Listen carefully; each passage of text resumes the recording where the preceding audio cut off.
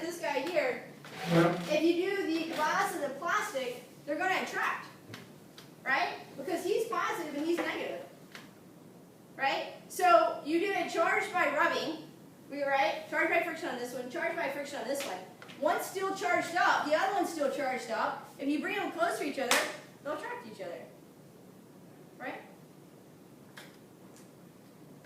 That makes sense, right? Right. And you can, when you read through this tonight. Okay, this talks about the law of conservation of charges. Neither created or destroyed, right? The net charge at the end of the day has to be 0. And this is kind of another example that you can read through. Yes, ma'am? This might be, but, so the plastic and the last example, the plastic and the glass attracted to each other because they had opposite charges. Why would those charges not transfer? It would if they made contact. It would, okay. Yeah, but we didn't make contact. If they made contact, it would change things up. You're right. But it'll be interesting because they're both insulators, so they're not going to give up too much. Whereas if you touch two pieces of metal together, they'll usually give up equals amount. I'll show that in a second. Okay.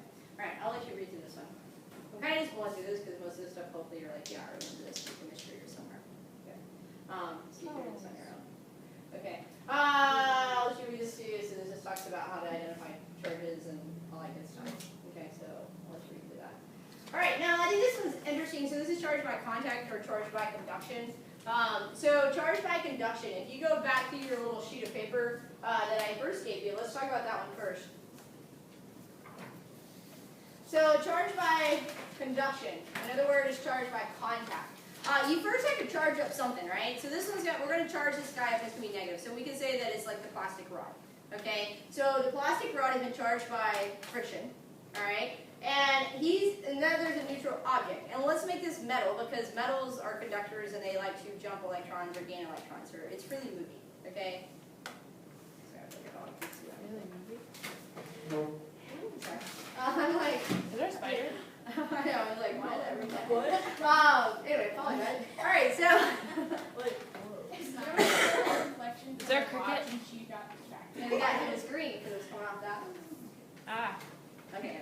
All right. So here's what's going to happen. This guy has tons and tons of positives and negatives and positives and negatives, right? And it's all happy and it's balanced. And so when you get close, okay, you get close, what's going to happen is that because these are negative, all the negatives repel, right? They move to the other side because they want nothing to do with it. So then all of a sudden this guy becomes positive, right? Your positives, your protons don't move, okay? It's your electrons that move. All right, because we get a lot of electrons moving really fast, we're going to have electricity. So it's the electrons that jump over. This process right here is actually polarization, by the way. Okay, it's a version of polarization. So you're just polarizing this object for a moment without making anything jump.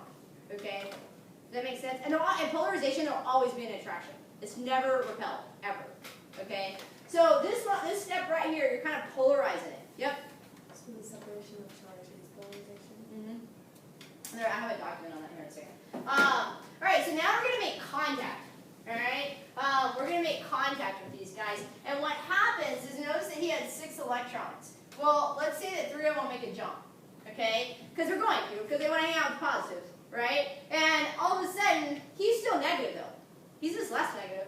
All right, and now you have 2 negatively charged objects. Okay, and it's important to note there that he didn't become positive.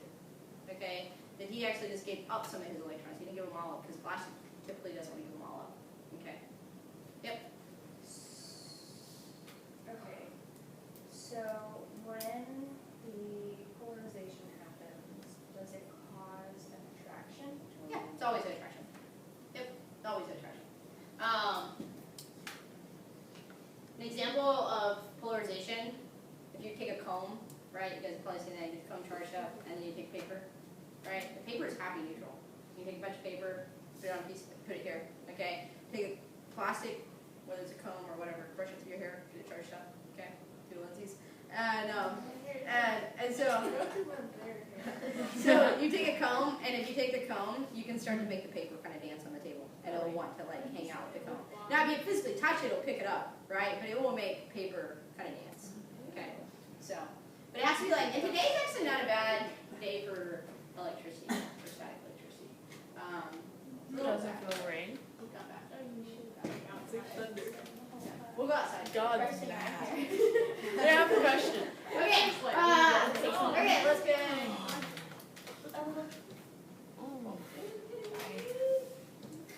Alright.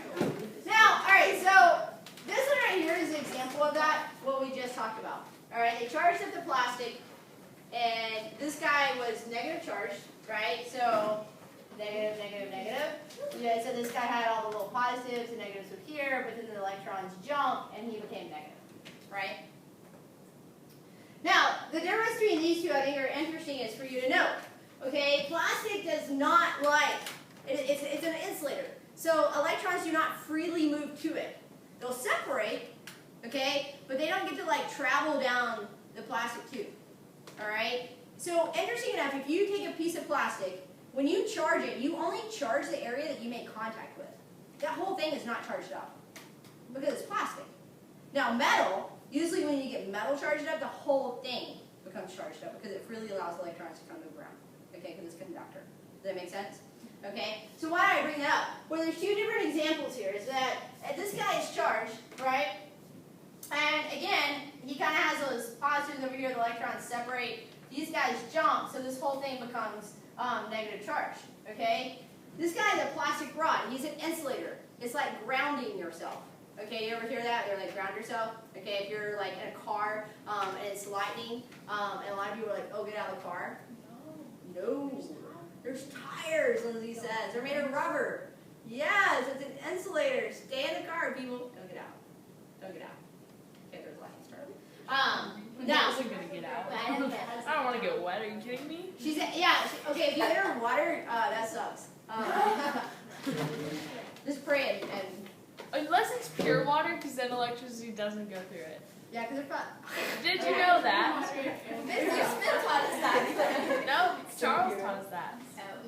Because if you get in a bathtub, then like if it is electric, then it's not pure water. No. It's kind of gross, but like it's true. That's why. Thanks, You're welcome. Yeah, stay away from water. But stay in your car. Don't get out and get in the ditch. That's like the stupidest thing ever. Yeah, why would you do that? I don't know. People do stupid stuff when it comes to like. No, if it's a tornado though. But now you won't, right?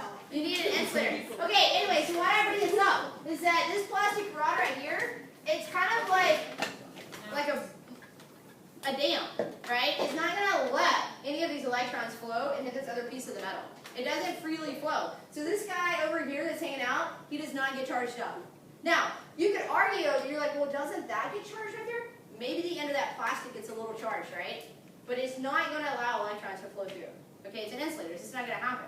Okay? Now, what can happen, though, is that you have this guy negative, negative again. Here's some positives and negatives, right? Because we're going to bring it over, get it polarized. Then we make physical contact with it, and the electrons jump, and this whole thing becomes negative. Oh, let's stick a metal rod in between there.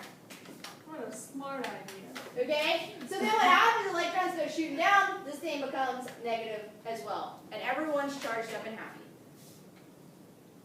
So it depends on the material. Yeah. So, and that makes sense, right? I mean, okay, so for example, you guys remember that little ball that we played with one day that had like the metal, and you touched it, we all touched?